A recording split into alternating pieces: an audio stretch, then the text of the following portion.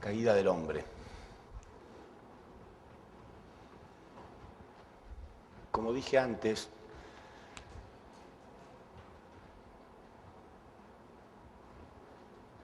todas las religiones aceptan que hubo una caída, porque si no hubiera habido una caída, no sería religión, porque religión significa religar. Si algo no se desligó, ¿para qué lo voy a hacer? ¿Sí? Y todas las religiones principales de la historia humana aceptan que algo ocurrió, que algo salió mal. ¿Sí? Lo que no se ha podido explicar nunca es qué fue lo que ocurrió, por qué Dios no evitó la caída del hombre, y ahora ya nosotros podemos entender por qué Dios no pudo evitar la caída del hombre. Es su responsabilidad. Eso no quiere decir que Dios esté en una posición fría, como que en el fondo le da lo mismo. No, Dios intenta por todos los medios que el hombre cumpla con su parte de responsabilidad, pone su corazón ahí, está invertido su corazón, está invertido el propósito de todo el universo. Pero, en definitiva, el que tiene que conectarse con el plan de Dios, recibir y responder a la voluntad de Dios es el hombre. Entonces, si nosotros leemos en Romanos, capítulo 7,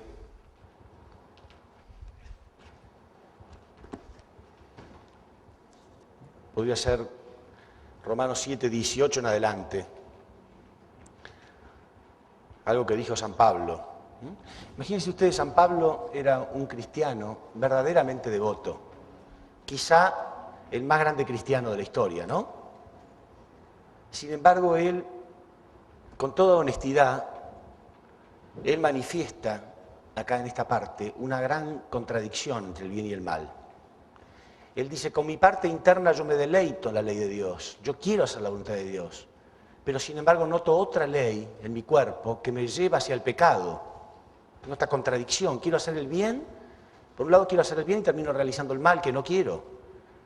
Y termina diciendo, qué hombre miserable que soy, ¿quién me liberará de este cuerpo que me lleva a la muerte? O sea, él se sentía miserable muchas veces, porque tenía esta contradicción entre el bien y el mal.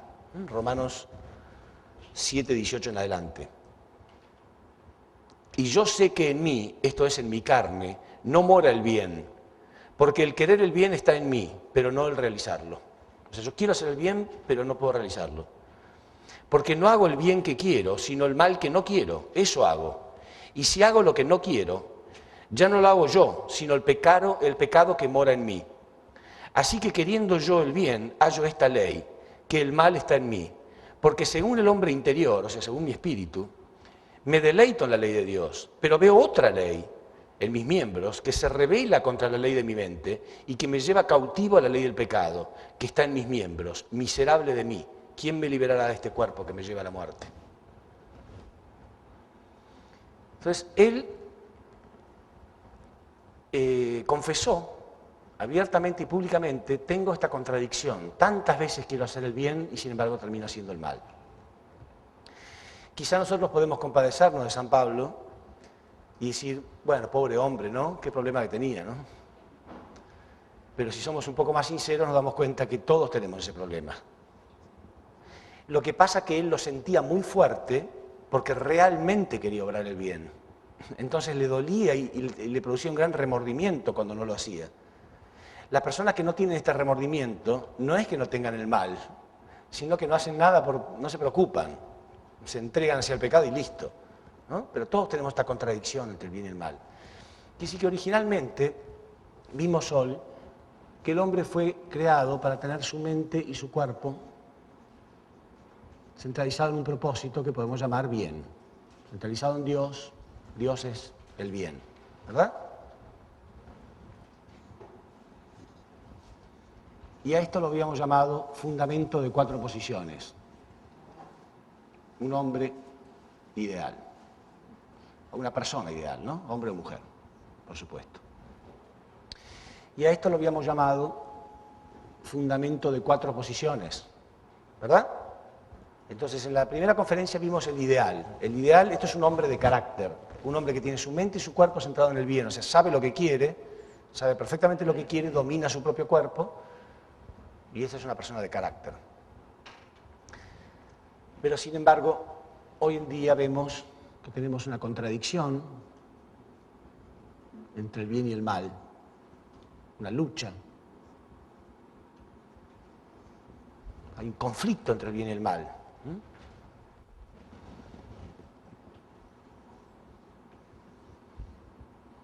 Y nuestra mente a veces está centralizada en el bien y otras veces está centralizada en el mal. Y nuestro cuerpo también.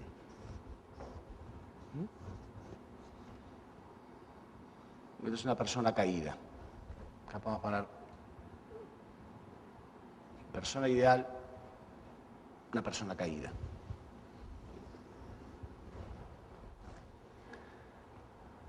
¿Qué diferencia hay entre esto y esto? Si a esto lo llamamos fundamento de 4 posiciones, ¿cómo llamamos a esto?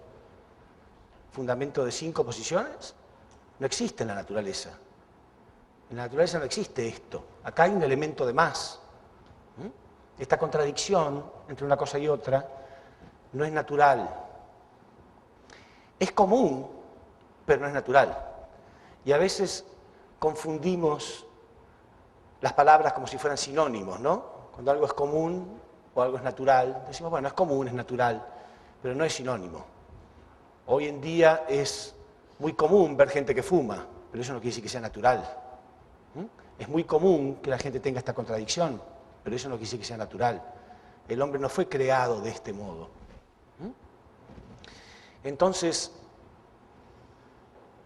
esta es la razón de nuestra infelicidad. Esta es la razón por la cual somos infelices, esta contradicción. Porque nos sentimos vacíos. Una persona vale por el contenido espiritual, una persona vale por lo que cree, por lo que realiza, por su carácter, por su espíritu. Pero esto nos hace sentir vacíos, miserables, como decía San Pablo. ¡Qué hombre miserable que soy!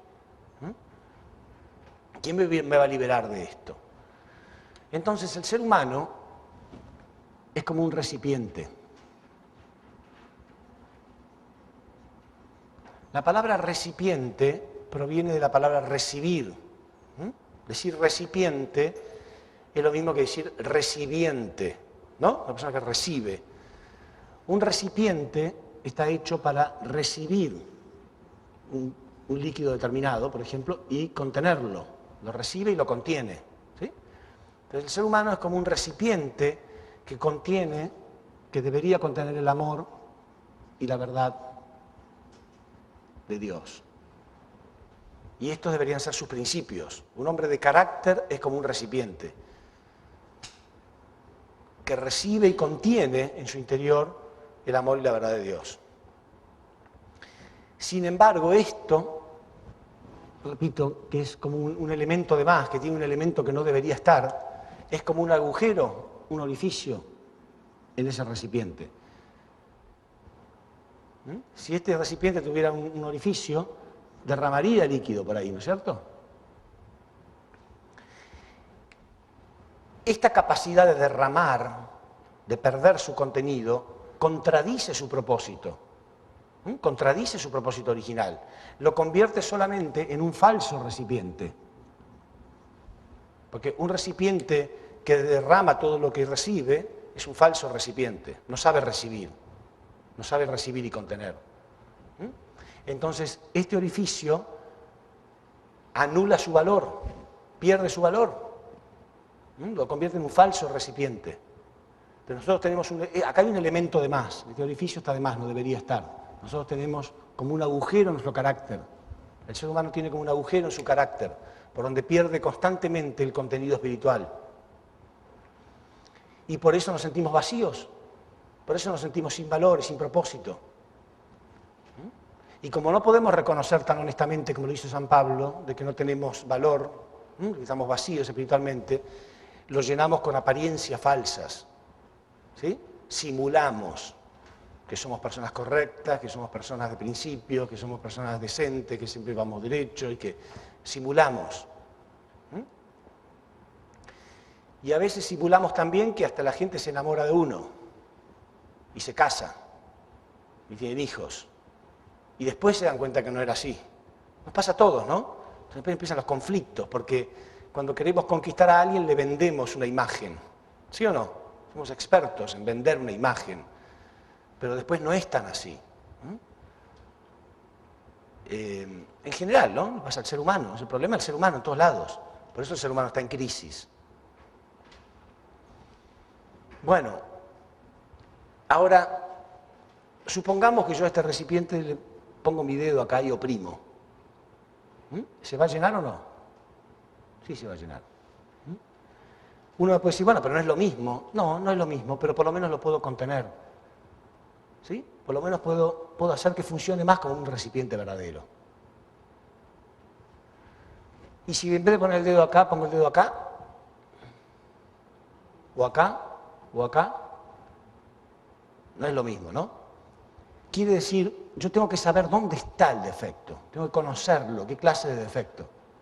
Si yo conozco el origen de ese mal, quizá no me restauro de un día para otro, porque son generaciones y generaciones, miles de años, donde el hombre realmente violó todos los principios del universo. Y vivimos en una sociedad donde se viola permanentemente los principios. Entonces es muy probable que me contagien.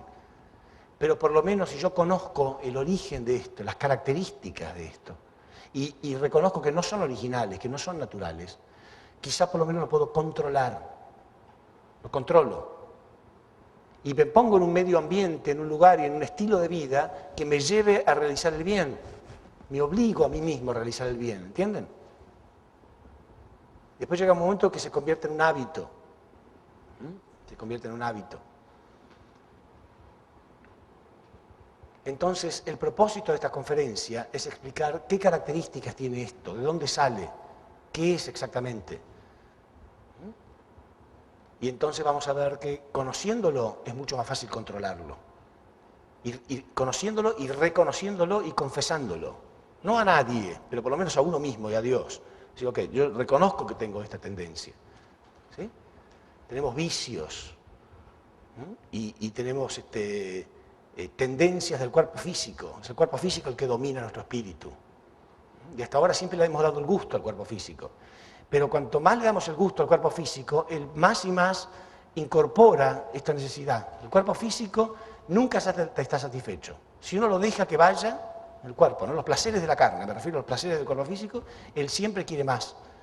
Si comemos un poco de más, después siempre vamos a comer más y más y más y más. Si dormimos de más, vamos a dormir más y más y más. Si pensamos en sexo, sexo, sexo, y el sexo variado, el sexo libre con este y con aquel, cada vez queremos más y más.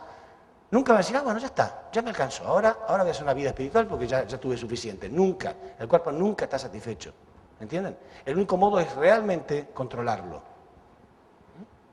Entonces uno desarrolla el hábito de manejarse con el bien. Por eso enfatizo mucho en aquello que dijo Confucio, que lo mencioné ayer en televisión. Confucio decía, cuida tus pensamientos, porque ellos se convertirán en tus palabras. ¿Sí? Si yo digo, todo el tiempo estoy pensando que voy a hacer algo, y lo digo, entonces, cuida tus pensamientos porque ellos se convertirán en tus palabras. Cuida tus palabras porque ellos se convertirán en tus acciones. Cuida tus acciones porque ellas se convertirán en tus hábitos. Si yo hago mucho una cosa, mucho, después es un hábito ya. Cuida tus hábitos porque ellos se convertirán en tu carácter. Y cuida tu carácter porque él se convertirá en tu destino. Eso decía Confucio. Y es verdad.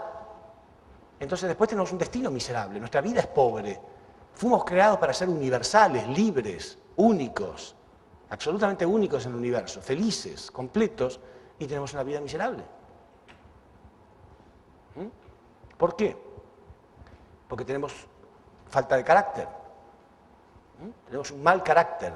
Un carácter, repito, que está centrado en el bien y el mal, esa contradicción, una falta de carácter. ¿Y por qué tenemos mal carácter? Porque tenemos malos hábitos. ¿Sí?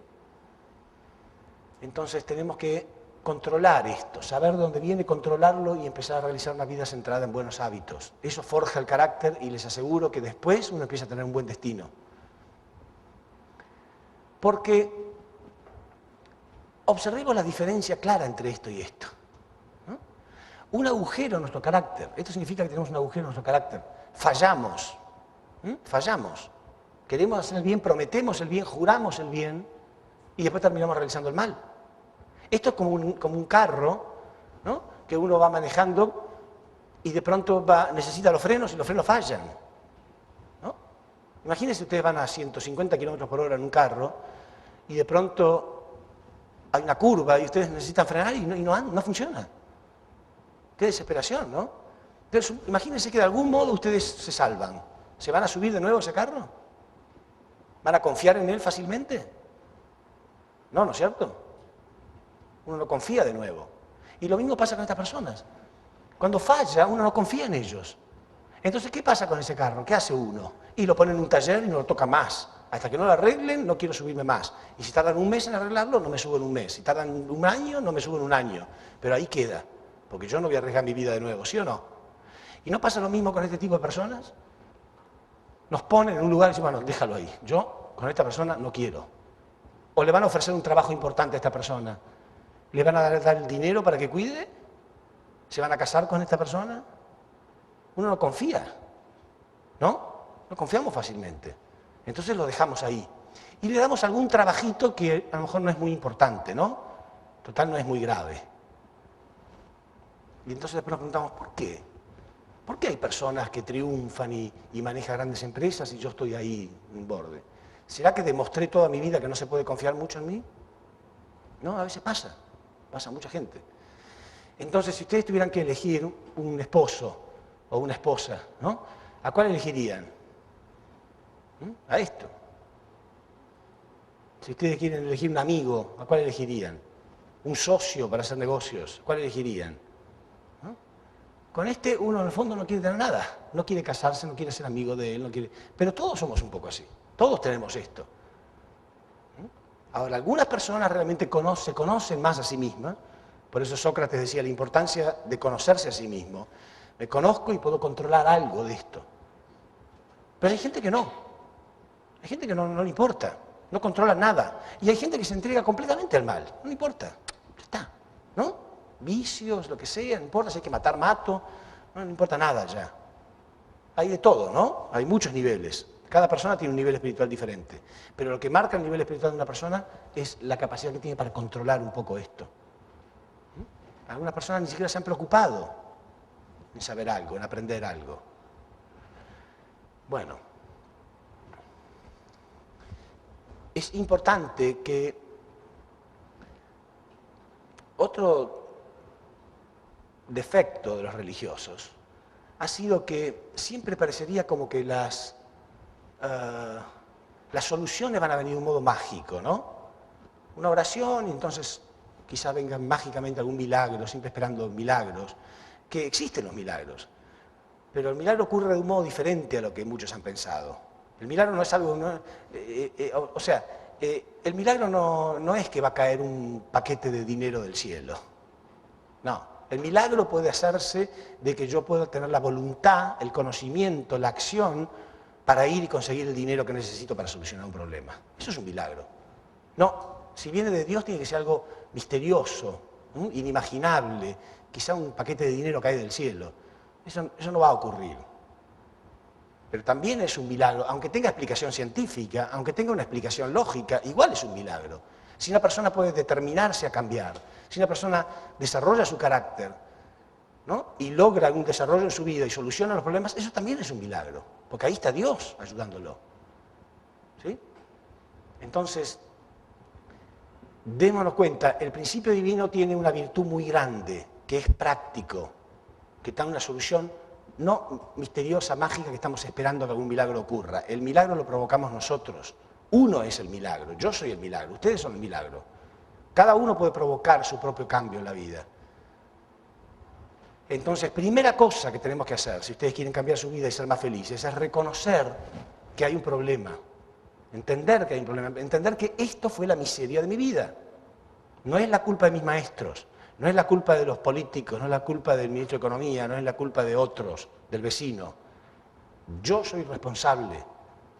Si uno entiende eso y se da cuenta que su carácter será su destino y que si tiene un mal destino y una mala vida es por el carácter que tuvo, no le echemos la culpa al mundo. Es verdad, el mundo es un desastre también, pero yo puedo cambiarlo. Hay gente que aún en este mundo fue feliz, aún en este mundo puede progresar y formar una familia bastante respetable. Se pueden hacer cosas. Entonces el principio divino no les va a prometer ningún milagro que va a venir de cualquier lado. El milagro lo hace Dios y el hombre, sujeto y objeto, la mente y el cuerpo juntos. ¿Quién va a dar esta conferencia? ¿Mi mente o mi cuerpo? ¿Qué creen ustedes? ¿Quién está dando la conferencia, la mente o el cuerpo? Los dos juntos, ¿sí? ¿Quién va a hacer el milagro? ¿Dios o el hombre? Ambos. Hay gente que se pasa a rezar, está bien rezar, yo también oro mucho. Pero oro para que Dios me muestre el camino y me muestre lo que yo tengo que hacer. Hay gente que ora, ¿no? Esperando que Dios haga algo. Imagínense, ahí bien, uno va a un barrio peligroso, ¿no? En un callejón oscuro, de pronto ve una patota, decimos nosotros, ¿existe eso?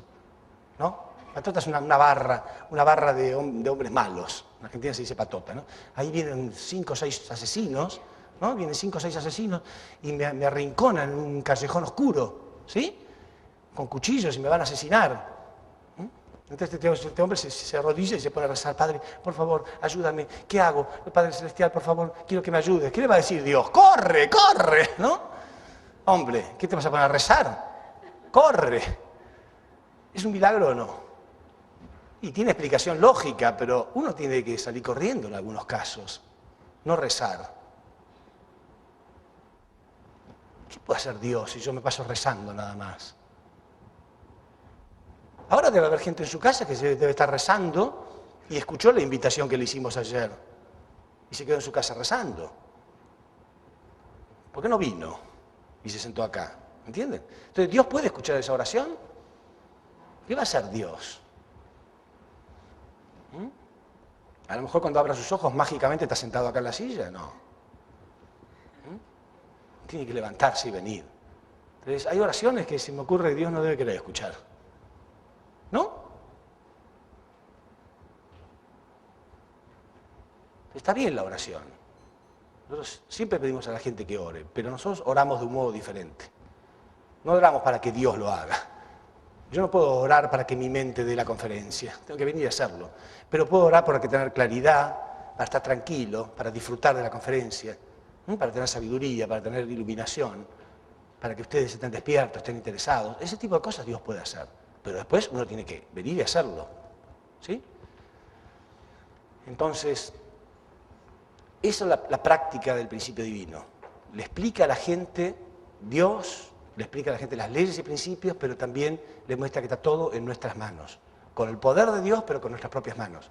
Y ahí también hay otra gran diferencia entre nosotros y el resto de la historia cristiana, porque nosotros sentimos, somos el fruto de toda la historia cristiana. Nosotros sentimos que Dios está cosechando ahora el conocimiento a través de este movimiento internacional. Porque ¿saben cuál es una gran diferencia? Nosotros no creemos que el reino de los cielos va a venir. El reino de los cielos no viene, se construye. ¿Ven la diferencia? No va a venir el reino de los cielos de ningún lado. El reino de los cielos lo vamos a construir con el poder de Dios, pero con nuestras manos. Porque el infierno lo construimos nosotros. Nosotros tomamos el planeta que Dios creó y lo convertimos en un infierno. Ahora tenemos que restaurar todo lo mal hecho. Es muy cómodo la actitud de los cristianos pensar que en estos tiempos va a venir el reino de los cielos y hasta inclusive que va a venir de un modo mágico y misterioso en las nubes del cielo. Eso es simbólico.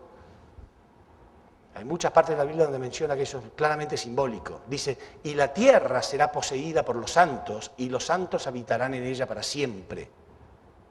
La tierra, no va a ser en otro, no va a ser en las nubes donde se va a crear el reino de los cielos, sino acá, en esta tierra. ¿Entienden? Entonces el reino de los cielos no va a venir de ningún lado, lo vamos a construir nosotros. El ser humano lo tiene que construir, trayendo a Dios acá, ¿no? Reconstruyéndonos, resolviéndonos. Nada es mágico. Los milagros existen, pero tienen una explicación lógica. Y los milagros los realizamos nosotros, con nuestro carácter. Porque enseñando lo otro, hacemos que la gente pierda la fe. Uno ve y ora y un milagro ocurrirá. Entonces la persona piensa que no tiene que hacer nada más que rezar. Después el milagro no ocurre y él pierde la fe en Dios. millones de personas. Por eso digo que muchas veces los religiosos son máquinas de crear ateos, máquinas de crear ateos. Bueno, no tiene la culpa, hubo mucha ignorancia durante la historia, pero ahora eso se puede explicar claramente. La mente y el cuerpo juntos, Dios y el hombre juntos, sujeto y objeto juntos, provocan un resultado. Sujeto y objeto se unen, provocan un resultado. La mente y el cuerpo se unen, provocan un resultado. Dios y el hombre se unen, provocan un resultado. No es el hombre pasivo que orándole a Dios se va a producir ningún milagro. Entonces, primera cosa, reconozcamos que nuestra miseria viene de acá, que tenemos esta contradicción, esta falta de carácter. Por eso no pueden confiar en nosotros y por eso nosotros mismos no podemos confiar en nosotros. Y por eso cuando nos conocen empiezan los divorcios, las peleas entre los socios, peleas entre hermanos, peleas entre los vecinos, ¿no? Porque nos conocemos. Pero uno tiene que ser humilde, confesar esto y sentir, sí, pero estoy trabajando para eliminar esto. Yo por lo menos estoy haciendo algo. ¿No? Y si me equivoco y este me traiciona y me sorprende, lo confieso, me arrepiento, no trato de ocultarlo.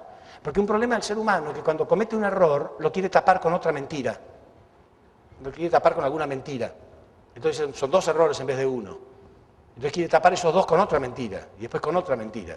¿No? Uno tiene que reconocer rápido, mejor reconocer, cometí un error, me equivoqué, me traicionó esta naturaleza mala que tengo. Como dijo San Pablo, lo reconoció, ok, está mal, pero estoy luchando en contra de eso. Y finalmente se convirtió en un hombre de carácter, que hizo milagros, hizo cosas maravillosas, ¿o no? San Pablo hizo cosas maravillosas, hizo milagros maravillosos. Los hizo Dios a través de él. Bueno.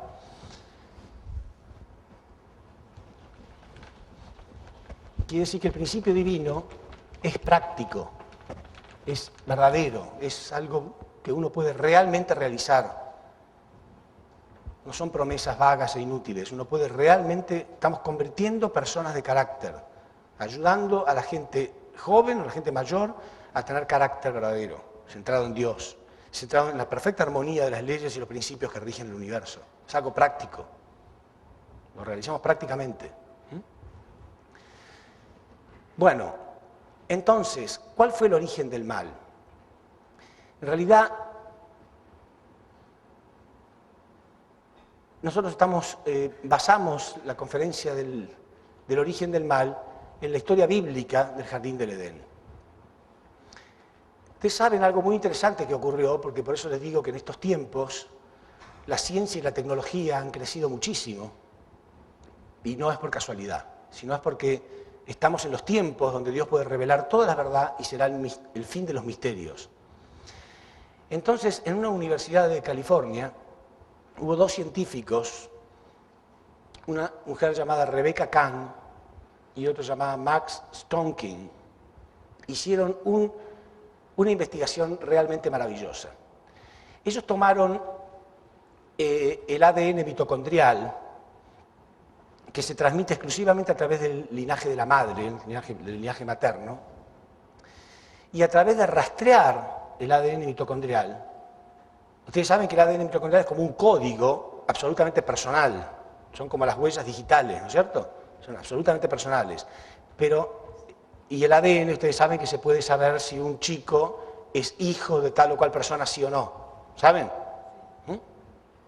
Bueno, entonces ellos rastrearon el ADN mitocondrial, tomando 160 mujeres de distintas partes del mundo, de todas las razas existentes, de todos los continentes, de todos los rincones de la Tierra, bien esparcidos, y empezaron a rastrear el ADN mitocondrial, repito, que se transmite a través del linaje materno, y llegaron a la conclusión de que todas provenían de una sola mujer, a la cual la ciencia llamó Eva mitocondrial.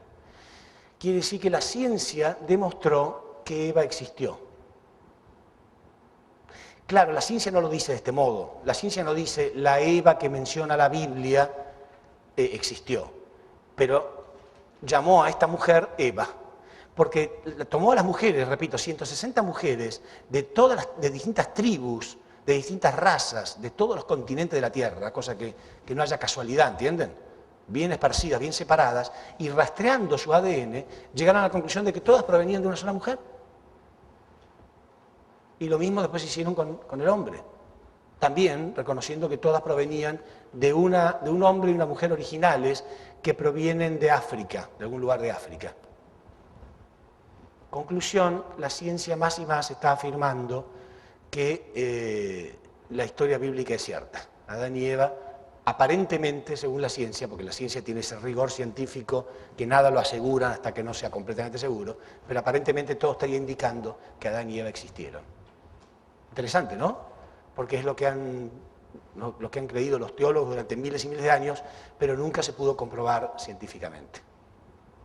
Bueno, entonces, esta historia dice, la historia de la Biblia, podemos prestarle mucha más atención entonces. Ya resultó mucho más interesante para muchas personas intelectuales leer la historia bíblica de Adán y Eva, porque piensan, bueno, realmente que la ciencia esté mostrando que ellos existieron es realmente contundente. Y esta historia dice que Dios creó el primer hombre, Adán, y la primera mujer, Eva.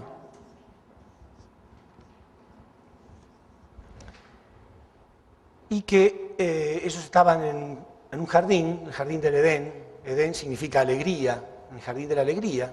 Como decía hoy yo, el propósito de la existencia del ser humano es para experimentar alegría y no todo lo contrario. Pero que en este jardín del Edén también había dos árboles. En el centro del jardín del Edén. En el centro del jardín del Edén había dos árboles. Y dos árboles extraños. Primero, es extraño que la Biblia mencione que estaban en el centro del jardín del Edén, porque, como digo yo siempre, si yo tengo una figura geométrica concreta, yo puedo decir cuál es su centro, ¿no es cierto? El centro geométrico de esto. Trazo sus diagonales y donde se cruza puedo decir que ahí es el centro. Pero la Biblia dice que los dos árboles estaban en el centro del jardín del Edén. ¿Qué quiere decir? ¿Que había un paredón? ¿Que era una cosa con medidas específicas el jardín del Edén?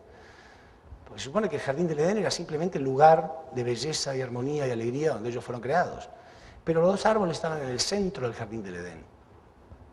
Y otra cosa rara, que dice que tenían nombres medio raros, ¿no? Porque este se llamaba el árbol de la vida y este se llamaba el árbol de la ciencia, del bien y del mal.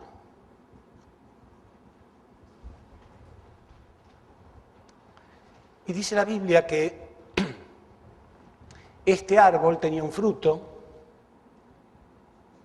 que era muy atractivo a los ojos del hombre, muy tentador, muy atractivo.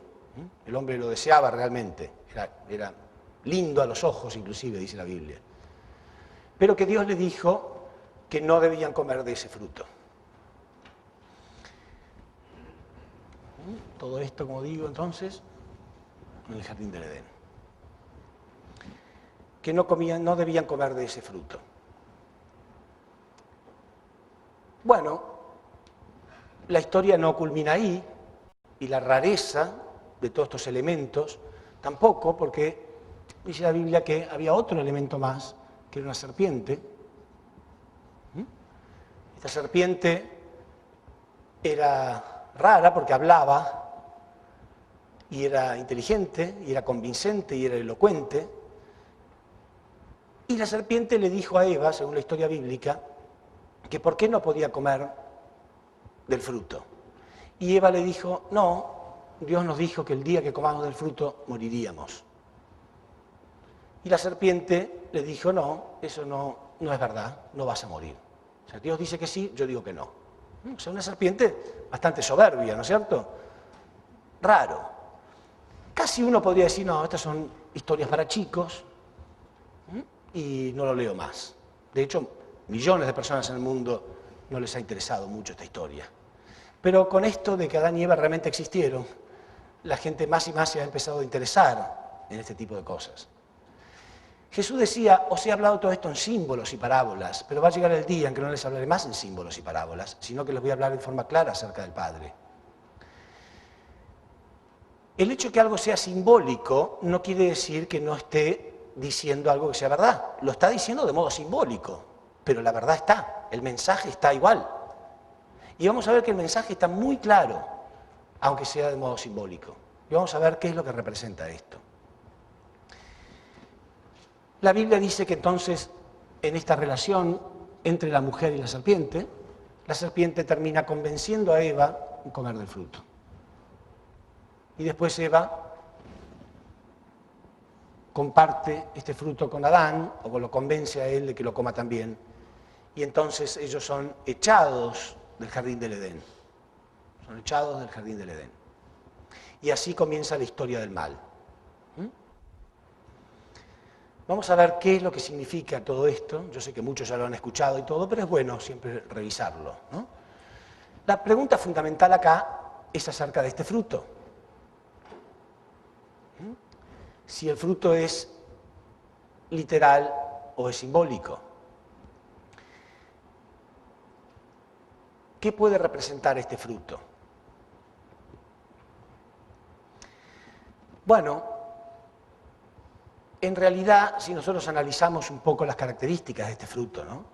Porque siempre digo, hay muchísimos religiosos hoy en día, muchos, que toman esta historia como literal. Eso fue lo que ocurrió. Y que es muy simple, dicen ellos. Simplemente Dios los puso a prueba y el hombre fracasó.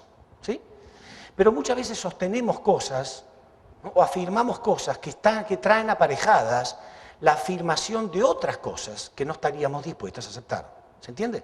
Sin darnos cuenta, aceptamos algo, porque nos parece simple aceptarlo, sin darnos cuenta de que aceptar esto significa aceptar otras cosas que están implicadas también.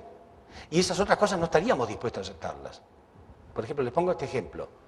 Uno puede decir, bueno, es una prueba que Dios le puso al hombre. Lo puso a prueba y el hombre fracasó. Bueno, pero eso trae aparejado, primero, que Dios no conoce al hombre, porque lo tuvo que poner a prueba. Por lo tanto, Dios no es omnisciente, porque Dios lo creó. No existía el mal. No es que había un mundo de pecado, entonces tenemos que estar vigilando para ver si comete pecado o no. No existía el mal. Pero sin embargo, Dios tiene que estar vigilándolos y poniéndolo a prueba. Medio raro ya, ¿no? Si Dios es omnisciente. Si nosotros analizamos el proceso de la creación, es muy importante que veamos esto. ¿Cómo es el proceso cuando creamos algo? Cuando nosotros creamos algo, o cuando Dios creó algo. Separamos lo que es la idea de lo que es la realización. La realización de esa idea. Por ejemplo, yo quiero construir una casa. Entonces, primero tengo la idea de cómo va a ser esa casa. Después, automáticamente, me doy cuenta de todas las cosas que voy a necesitar para construirla. Voy a necesitar ladrillos, cal, cemento, arena, etcétera, etcétera. Hasta las cosas más pequeñas, hasta los tornillitos de los cerrojos, todo. A partir de ese momento, cuando yo me doy cuenta de todo lo que voy a necesitar, comienza la realización, donde yo consigo primero los elementos, desde los más pequeños, todos, hasta lo último. Voy consiguiendo los tornillos, cal, cemento, arena, etcétera, etcétera. Y lo último que aparece, ¿qué es? Es lo primero en lo que pensé. Lo último que va a aparecer es la casa realizada, porque fue lo primero que pensé. ¿Se entiende? Es así como realizamos algo, ¿no es cierto? Primero aparece la idea, después el conocimiento de todo lo que voy a necesitar, después voy realizando cosa por cosa, consiguiendo cosa por cosa, y por último realizo aquello que fue lo primero que pensé. Quiere decir que lo último que aparece es lo primero en lo que había pensado. La casa recién va a estar terminada a lo último. ¿Se entiende? Del mismo modo, Dios, en la posición de sujeto, Él quería crear un objeto a su imagen y semejanza. Por eso tardó millones y millones de años en crear el universo. Millones de años. La Biblia simbólicamente dice que fueron 6 días, ¿verdad? Al séptimo descansó. Y la ciencia dice que fueron 6 eras, las 6 eras geológicas. ¿Saben que fueron 6 eras geológicas, no? Quiere decir que Dios tenía pensado claramente cuál iba a ser ese objeto y qué características iba a tener. Ya Él tenía el diseño de cómo íbamos a ser nosotros. Pero entonces vamos a necesitar respirar aire, hay que crear la atmósfera. Vamos a necesitar la luz del sol, hay que crear el sol. Vamos a necesitar alimentos, hay que crear el mundo, el reino vegetal, el reino animal, las plantas. Vamos a necesitar rodearnos de belleza, ¿sí? Todo lo que el hombre puede necesitar. Por esa razón existe esa dependencia tan grande entre nosotros y la creación. Porque todo lo que existe fue creado para el hombre. ¿Se entiende? Todo lo que existe fue creado para el hombre. Por eso existe un equilibrio ecológico. Cuando eliminamos alguna especie animal, se produce un desequilibrio. Ustedes saben, ¿no? Se habla más y más ahora de la ecología, del equilibrio ecológico. Todo lo que Dios creó, lo creó con un propósito determinado. Y todo lo creó para el hombre, porque el centro era el hombre. Entonces, todo lo que existe, existe para el hombre. Pero todas las cosas de la creación tienen sus leyes y sus principios. Todo lo que existe, existe con leyes y principios.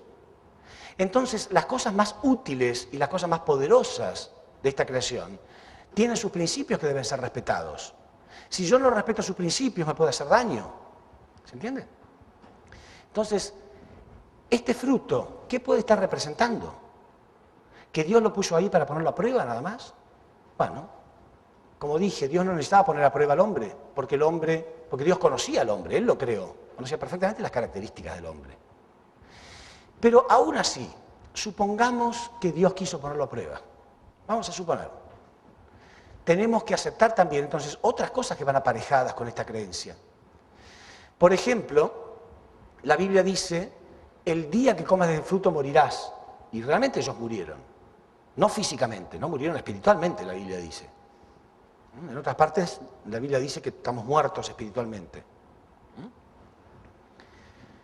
Quiere decir que era seria la cosa, Dios no estaba bromeando. Realmente íbamos a morir, y del peor modo que se puede morir. Porque morir espiritualmente es peor que morir físicamente. Morir físicamente es casi natural, es natural, como dije antes, ¿no es cierto? El hombre tarde o temprano va a morir físicamente, pero morir espiritualmente no. Quiere decir que el resultado de comer del fruto fue el peor que podíamos imaginar. Entonces, ¿cómo pudo Dios hacer una cosa así? Esto es equivalente a pensar que un padre está dudando de sus hijos. Ni siquiera en un mundo tan pecaminoso como el que vivimos, los padres desconfían de sus hijos. Los padres siempre quieren creer que sus hijos son los mejores, ¿no es cierto? Vieron que los padres siempre dicen, cuando su hijo comete algún error o algo, siempre la culpa lo tienen las malas compañías, ¿no? Siempre decimos, no, son las malas compañías de mi hijo. Nunca es su hijo el culpable, siempre son las malas compañías. Pero los padres del otro también están diciendo lo mismo, ¿no? Los padres del compañerito también dicen lo mismo. Los padres tienen la tendencia a confiar en sus hijos, ellos quieren confiar. Pero Dios no, Dios desconfió de Adán y Eva. Bueno, supongamos que un padre quiere poner a prueba a sus hijos, ¿no? Entonces un día los observa, porque la Biblia dice que este fruto era tentador a los ojos. Era tentador a los ojos. Quiere decir que el padre observa y dice, a mi hijo le gusta mucho el pastel de chocolate. Entonces yo le voy a cocinar un riquísimo pastel de chocolate. Y ahí él mira la hora, o la madre, ¿no? Mira la hora para ver a qué hora llegan de la escuela. Y cuando está por llegar de la escuela, abre la ventana de la cocina para que se sienta el olor a pastel, ¿no? Entonces el chico ya va sintiendo el olor a pastel y le dice, sí, pero no quiero que lo comas. Es tentador a los ojos, yo lo hice, yo lo creé, pero no quiero que lo comas, porque si lo comes te vas a morir. Entonces el padre le pone veneno al pastel, ¿no? Y lo pone por ahí al alcance de los hijos, porque la Biblia dice que el fruto estaba al alcance de Adán y Eva. No es que a ellos les costó mucho conseguir el fruto, estaba ahí al alcance de ellos. Era tentador a los ojos, era tentador a los ojos y encima estaba a su alcance. Qué padre maligno, ¿no? Pone veneno a la torta, los tienta porque sabe que le gusta y encima lo pone a su alcance. Y ahí se va a trabajar él. Entonces lo llaman a la oficina, alguien lo llama y le dice, mira, tengo una mala noticia para darte, tus hijos se murieron envenenados por comer pastel. Y él dice, bueno, está bien, por desobedientes. ¿Qué tal? Un padre así. ¿Se dan cuenta cómo creemos cosas que están aparejadas con otras cosas que no estamos dispuestos a aceptar? Dios no puede tener ese corazón. No es tan así, ¿no? La intuición, el sentido común nos dice, no puede ser que yo tenga para mis hijos mucho más amor, porque yo a mis hijos no le haría eso, mucho más amor que el que tuvo Dios por mí. Hay algo que no encaja, ¿verdad o no? Hay algo que no va, algo está mal. ¿Sabe lo que está mal? La interpretación nuestra. El modo que hemos leído. Es increíble cómo una cosa equivocada se puede repetir y repetir durante miles de años. Porque la Biblia no dice La Biblia no dice el día que comas del fruto yo te voy a matar. No está diciendo eso. Está diciendo el día que comas del fruto morirás, que es diferente. Es muy diferente decir una cosa que decir la otra. Por ejemplo, todo lo que Dios creó, lo creó para el hombre. Pero todo tiene leyes y principios. Y las cosas más útiles y más necesarias de la creación son peligrosas también. ¿Sí? Por ejemplo, imagínense un padre que fabrica su casa, todo, y no se desconcentren. Fabrica su casa y todo y pone enchufes, ¿no? Corriente eléctrica. ¿Verdad o no? ¿Hay corriente eléctrica en sus casas? Y cuando ustedes eran pequeños, ¿su padre no les dijo no pongan los dedos en el enchufe? Obvio, ¿no es cierto? Si su padre ve que ustedes están poniendo una tijera o un cuchillo dentro del enchufe cuando son chiquitos, ¿no? Va a pegar un grito, lo va a sacar de ahí. Prohibido, le va a decir, nunca más quiero que hagas eso. ¿Verdad o no?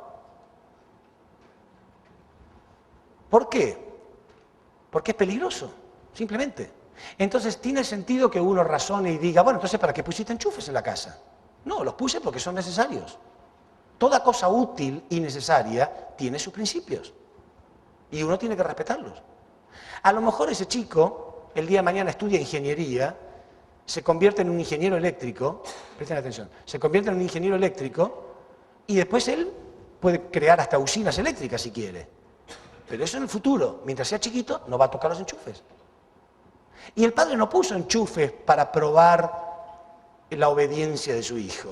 El enchufe lo puso para otra cosa. ¿Se entiende? Y no es lo mismo que el padre le diga, si pones los dedos en el enchufe te vas a morir, que decir, si pones los dedos en el enchufe yo te voy a matar. Es diferente. La Biblia no dice que Dios le dijo, el día que comas del fruto te castigaré con la muerte. No. Tienes que conocer, quiere decir que esto estaría representando algo útil y necesario. Pero como toda cosa útil y necesaria, tiene sus principios. El hombre tiene que crecer primero para poder manejarlos. En su casa, cuando ustedes eran pequeños, ¿existían los cuchillos? ¿Había cuchillos en su casa? Claro que sí. En todas las cocinas hay cuchillos para cocinar. ¿Y sus padres les permitían a ustedes y sus hermanos que jueguen con los cuchillos? Entonces, ¿para qué tenía cuchillos? Las tenía porque son necesarios. Pero ustedes no habían crecido lo suficiente como para poder jugar tocar los cuchillos. ¿Se entiende? Entonces, es muy simple. Este fruto está representando algo útil y necesario, como todo lo que Dios creó. Pero que el hombre era muy pequeño para poder usarlo. Entonces, si el fruto es simbólico, es obvio que el árbol también es simbólico. Porque un árbol real no va a dar fruto simbólico, ¿no es cierto? Si el fruto es simbólico, porque el árbol que lo produce también es simbólico. Y este árbol también, porque un árbol estaba al lado del otro. Entonces, para saber qué significaba este fruto, primero tenemos que entender qué significaba este árbol. Vamos a empezar por este. ¿Por qué empezamos por este? Porque este árbol es mencionado durante toda la Biblia, desde el primer libro de la Biblia, que es el Génesis, hasta el último de la Biblia, el libro de la Biblia, que es el Apocalipsis, Antiguo y Nuevo Testamento, se menciona este árbol, el árbol de la vida. ¿Saben cómo qué? Como el deseo del hombre. El árbol de la vida representa el deseo más grande que puede tener el hombre.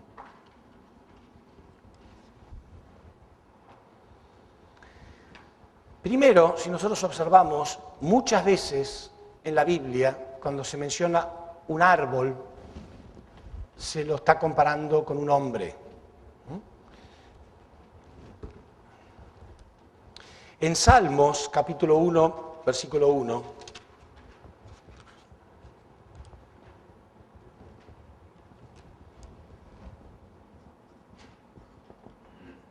a 3.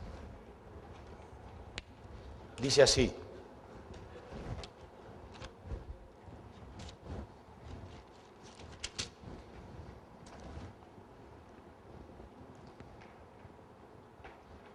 bienaventurado el varón que no anduvo en consejo de malos, ni estuvo en camino de pecadores, ni en silla de escarnecedores se ha sentado, sino que en la ley de Jehová está su delicia, y en su ley medita de día y de noche. Será como el árbol plantado junto a la corriente de agua, que da su fruto en su tiempo y su hoja no cae. Repito, bienaventurado el varón que no anduvo en consejo de malos, ni estuvo en camino de pecadores, ni en silla de escarnecedores se ha sentado, sino que en la ley de Jehová está su delicia, y en su ley medita de día y de noche. Será como árbol plantado junto a corriente de agua. Un árbol que está plantado frente a una corriente de agua, ¿se seca? ¿Se muere? No, es un árbol de vida, es un árbol con vida. Quiere decir que está mencionando como el árbol de vida es un hombre de bien. En la Biblia se menciona árbol de vida como un hombre de bien. En Proverbios 11:30,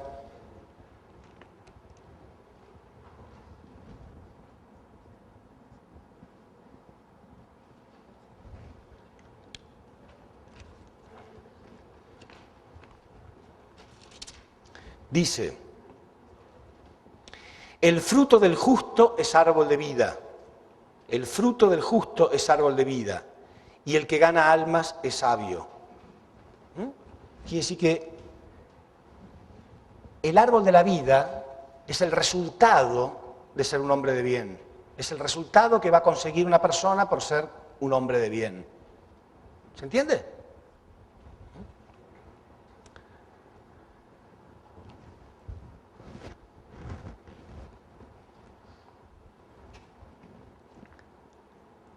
El fruto del justo es árbol de vida, y el que gana almas es sabio.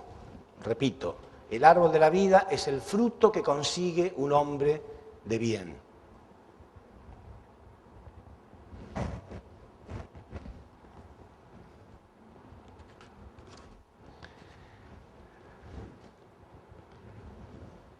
En Juan 15:5, Jesús mismo se comparaba con un árbol.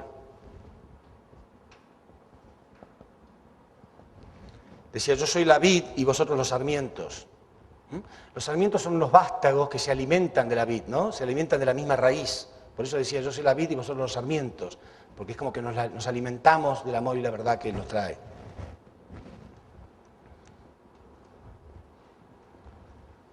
En Jeremías 17:7,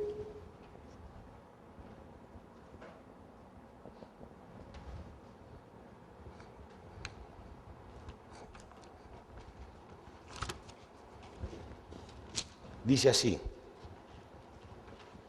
bendito el varón que confía en Jehová y cuya confianza es Jehová, porque será como árbol plantado junto a las aguas, lo mismo que antes.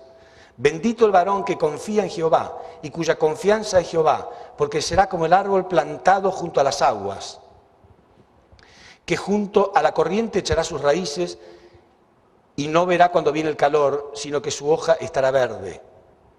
Entonces se convertirá en un árbol de vida. Un árbol que está junto al agua es un árbol de vida.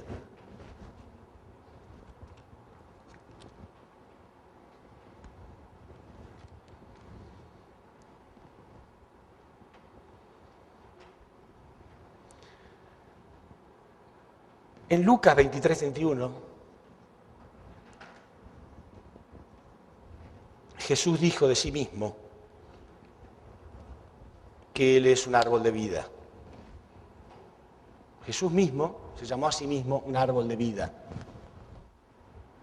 Y fíjense que Jesús era llamado el último Adán, o el segundo Adán.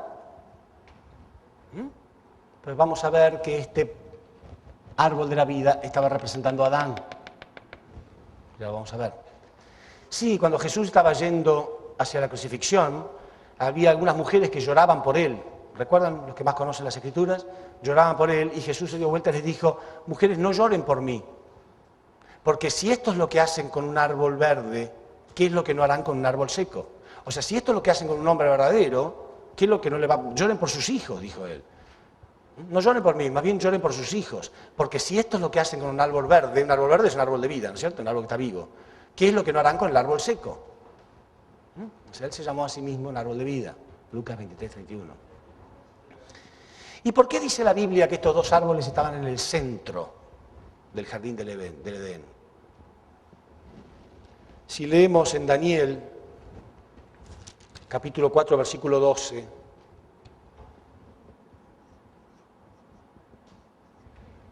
está muy claro también lo que dijo el profeta Daniel.